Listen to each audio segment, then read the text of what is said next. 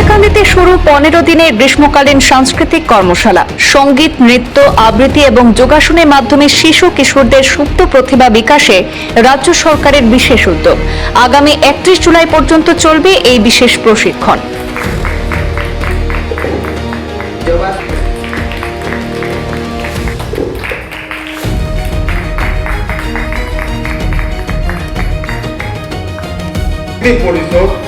এই সংস্কৃতি পরিষদকে আমরা পরিচালনার যে দায়িত্ব আসাম সরকারের যে দায়িত্ব দিয়েছেন, তার জন্য আসাম সরকারকে আমি কোটি কোটি শ্রদ্ধা এবং ভক্তি জানাচ্ছি এবং আমরা এই সমাজ আমরা গর্বিত হয়েছি।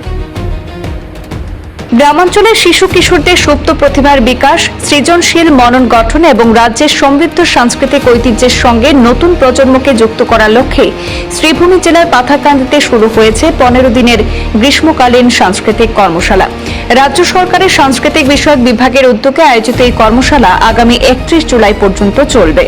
শ্রীভূমি জেলা প্রশাসনের ব্যবস্থাপনা এবং নিখিল বিষ্ণুপ্রিয়া মণিপুরের সংস্কৃতি পরিষদ, প্রতাপগড় আঞ্চলিক কমিটির পরিচালনায় পাথারকান্দি উন্নয়ন খণ্ডের মডেল এইচএস স্কুল প্রাঙ্গণে কর্মশালার আনুষ্ঠানিক উদ্বোধন হয় উৎসব মুখর পরিবেশে। উদ্বোধনী অনুষ্ঠানে উপস্থিত ছিলেন এলাকার বিশিষ্ট ব্যক্তি, শিক্ষক, শিক্ষিকা, শিল্পী, অভিভাবক, শিক্ষার্থী এবং সংস্কৃতি প্রেমীরা।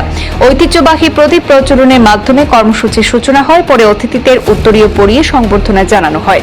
আয়োজকদের মতে এই কর্মশালার মূল লক্ষ্য হল শিশু কিশোরদের সাংস্কৃতিক কর্মকাণ্ডকে আরো উৎসাহিত করা এবং তাদের সৃজনশীল প্রতিভাকে বিকশিত করার সুযোগ করে দেওয়া।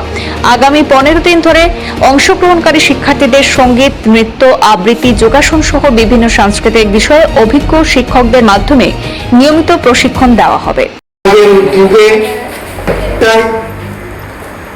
নিখিল বিষ্ণুপ্রিয়া মণিপুরী সাংস্কৃতিক পরিষদ প্রতাপগড় যে আজকে যে গ্রীষ্মকালীন সাংস্কৃতিক পরিক্রমা শিবির,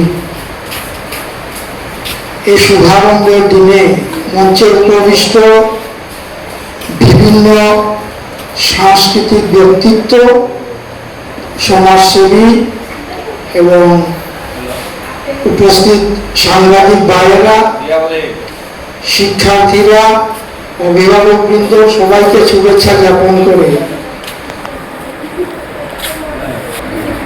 প্রত্যন্ত অঞ্চলের সাংস্কৃতিক প্রেমী এবং প্রত্যন্ত অঞ্চলের শিল্পীবৃন্দকে সুষ্ঠুভাবে প্রকাশিত করার লক্ষ্যে যে একটা প্ল্যাটফর্মের প্রয়োজন, সেই প্ল্যাটফর্মটাই এই গ্রীষ্মকালীন কর্মশালা। বক্তা ইতিপূর্বে বলেছেন, বিভিন্ন বক্তারা বলেছেন যে এই 15 দিনের ভেতরে একজন শিল্পী যে পুরোপুরি জ্ঞান আহরণ করবে, উদ্দেশ্য সেটা নয়।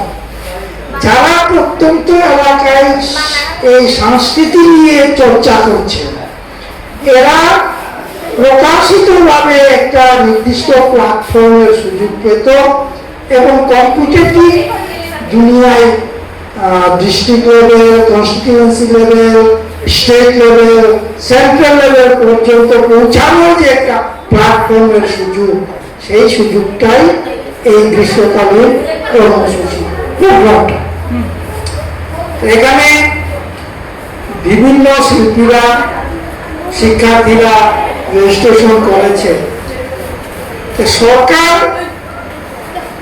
তার উদ্দেশ্য হচ্ছে, একটা সংস্কৃতির শ্লোক আছে যার অর্থটা হচ্ছে সাহিত্য সঙ্গীত কলাবিহীন সাক্ষাৎ চতুষ্পদ সম। তাদের এটাই সৌভাগ্য, তারা ঘাস এবং উড়া না খাইয়া জীবিত। এটা অর্থটা হচ্ছে, ভাবার্থটা হচ্ছে তার মনুষ্যত্বের পরিপূর্ণভাবে পরিপূর্ণতা আনতে হলে সাহিত্য, সঙ্গীত, কলার প্রয়োজন আছে। বাকি বিষয়গুলোতে আবেগ নেই। ম্যাথমেটিক্সে কোনো আবেগ নেই। ফিজিক্সে কোনো আবেগ নেই, কিন্তু সাহিত্য, সঙ্গীত এবং এই যে যোগাসন, এই সমস্ত বিষয়গুলো আমরা সংক্ষেপে সায়েন্স অ্যান্ড আর্টস, আর্টস সাবজেক্টটা হচ্ছে সেখানে আবেগ জড়িত আছে। একটা কবিতা পাঠ করে মানুষ আবেগিত হয়ে অশ্রু বিসর্জন করতে পারে, একটা সঙ্গীত শুনে মানুষের মনে আবেগ জাগ্রত হয়ে চোখের জল আসতে পারে। এই সব বিষয়গুলো হচ্ছে আর্টস। সেই বিষয়গুলো মানুষের মনকে, ব্যক্তিত্বকে আবেগময় করে তুলতে পারে, তার প্রতি গুরুত্ব দিয়েছে। এখানে সাহিত্য, সঙ্গীত এবং যোগাসন, এই সাহিত্য সঙ্গীত চর্চা করতে হলে শরীর সুস্থ থাকতে হবে। তো যোগাসনটা হচ্ছে প্রতিটি বিষয়ের মূল ভিত্তি। শরীর ঠিক না থাকলে কিছুই হবে না। তাই এই বিষয়গুলোর উপর গুরুত্ব দিয়ে সরকার যে প্রচেষ্টা নিয়েছে তার জন্য সরকারকে অশেষ অশেষ ধন্যবাদ।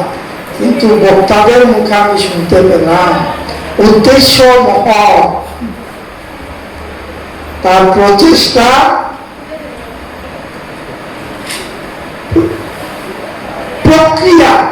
প্রক্রিয়ায় মনোযোগ যাকে বলতে পারে। উদ্দেশ্য মহৎ, সেই উদ্দেশ্যকে সফল করার যে প্রক্রিয়াতে কিছু ত্রুটিপূর্ণ আছে, যেটা বক্তাদের মুখে সেটা পরিস্ফুট হয়েছে।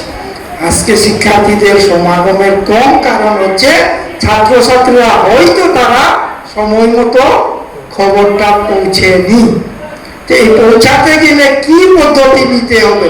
স্কুল আগেই ভ্যাকেশন দিয়ে দিলেন, ছাত্রছাত্রীরা সবাই ঘরে গেলেন, বাইরে বিদেশে গেলেন, এখন প্রিন্সিপাল কি করবে? কত ছাত্রর মোবাইল নাম্বার দিয়ে যোগাযোগ করবে, ঘরে ঘরে গিয়ে যোগাযোগ করবে?